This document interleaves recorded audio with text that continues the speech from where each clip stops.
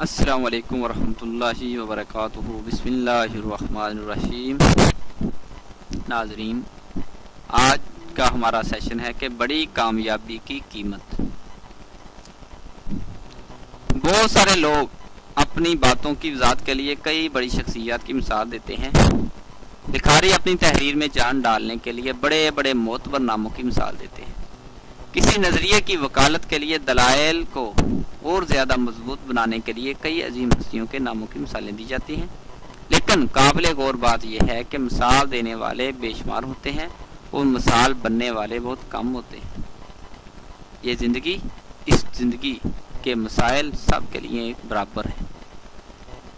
صاحب عقل، صاحب دانش دوسروں کے تجربات، غور و فکر سے فہم و دانش کے گہرے موتی نکال لیتے ہیں، اور عام انسان زندگی کے مسائل، پریشانیوں، مشکلات، رکاوٹوں کی نظر ہو کر گمنام ہو جاتا ہے۔ کہتے ہیں کہ بارش کے قطرے سب جگہ یکساں پڑتے ہیں، لیکن نتائج مختلف نکلتے ہیں۔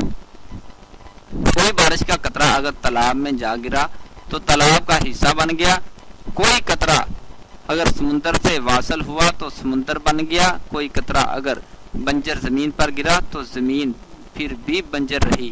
دھرتی بنجر ہو تو برسات سے کیا ہوتا ہے؟ کوئی خوش نصیب قطرہ اگر زرخیز زمین پر گرا تو کھیتیاں لہلہانے لگیں، لوگوں کو اناج ملنے لگا۔ یہی بارش کا کوئی قطرہ اگر سانپ کے منہ میں جا گرا تو زہر بن گیا۔ اگر بہت ہی خوش نصیب قطرہ اگر سپی کے منہ میں جا گرا تو ہیرے کا موتی بن گیا۔ بارش ایک ہی ہے، پانی ایک ہی ہے، مگر بارش کا پانی کا وصول کرنے کے بعد خوشگوار نتیجہ اپنا نصیب ہے۔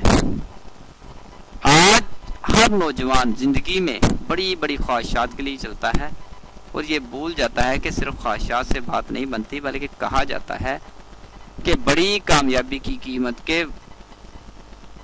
دو ہی حصے ہوتے ہیں۔ ان دونوں حصوں کی پیشگی ادا کرنا پڑتا ہے۔ ایک کامیابی کے لیے شدید خواہش یا جنون، دوسرا سخت محنت۔ اگر کسی کے پاس ذہانت کی انتہا بھی ہو نا، لیکن اگر وہ کچھ کرنے کی شدید خواہش نہیں رکھتا تو کچھ نہیں کر سکتا، نہ کچھ پا سکتا ہے۔ دنیا کا تیز ترین اڑنے والا سپر سانگ جہاز بھی بغیر ایندھن فیول کے نہیں چلتا، بلکہ اس طرح کامیابی کا ایندھن سچی خواہش ہے۔ لہو گرم رکھنے کے لیے چپٹنا پلٹنا اور پلٹ کے پھر چپٹنا پڑتا ہے۔ کاتب تقدیر بھی کامیاب ان کے مقدر میں لکھتا ہے جو کشتیاں جلا کر سفر کرتے ہیں۔ کچھ بن جاتے ہیں، بن جانے کا جذبہ ان کو چین سے نہیں بیٹھنے دیتا۔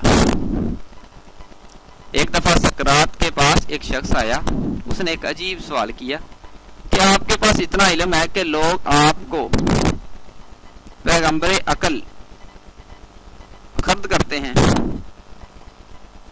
اور دنیا آپ کی دیوانی ہے۔ یہ سارا علم، یہ دانائی، یہ فہم و فراست، یہ عقل آپ نے کہاں سے لی؟ کہاں سے ملی آپ کو یہ عقل؟ تو سقراط نے کہا، چل میرے ساتھ چل دریا پر۔ کیوں؟ اس سوال کا جواب میں تجھے دریا پر پہنچ کر ہی دے سکتا ہوں۔ وہ شخص اور سقراط دریا پر پہنچے۔ سقراط نے کہا کہ اس پانی کو غور سے دیکھ، اس میں تیرے سوال کا جواب ہے۔ وہ شخص غور سے پانی کی سطح کا مطالعہ کرنے لگا، لیکن کچھ نہ سمجھ سکا، کچھ سمجھ نہیں آئی اسے۔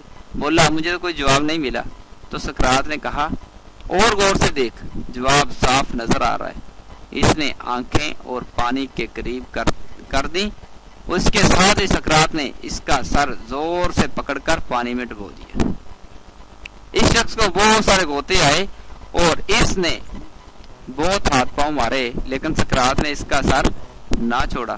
جب وہ مرنے کے قریب ہوا نا، تو سقراط نے اس کے سر کو باہر نکال دیا اور کہا کہ اب تمہیں کچھ سمجھ آئی ہے؟ وہ شخص چیخا کہ آپ تو مجھے مارنے لگے تھے۔ سقراط بولا، میں نے تجھے تیرے سوال کا جواب دیا ہے۔ وہ شخص بولا، آپ غلط کہہ رہے ہیں، آپ تو مجھے مارنے لگے تھے۔ سقراط نے کہا، اچھا مجھے یہ بتا، جب تیرا سر پانی میں ڈوبا ہوا تھا تو تیری سب سے بڑی خواہش کیا تھی؟ تو کہنے لگا کہ میں زندہ بچ جاؤں۔ سقراط بولا جس طرح ایک مرنے والے کے پاس صرف ایک خواہش ہوتی ہے کہ میں بچ جاؤں، بالکل اسی طرح میری ہر لمحے خواہش ہوتی ہے کہ میں مزید علم حاصل کر لوں۔ اس شدید خواہش کے بدلے علم و دانش، فہم و فراست میری گھر کی نوکرانی بن چکی ہے۔ یہ تھی کامیابی کی قیمت، بڑی کامیابی قیمت کا پہلا حصہ۔ اب کامیابی کی قیمت کا دوسرا حصہ سماعت فرمائیں گے اگلے لیکچر میں۔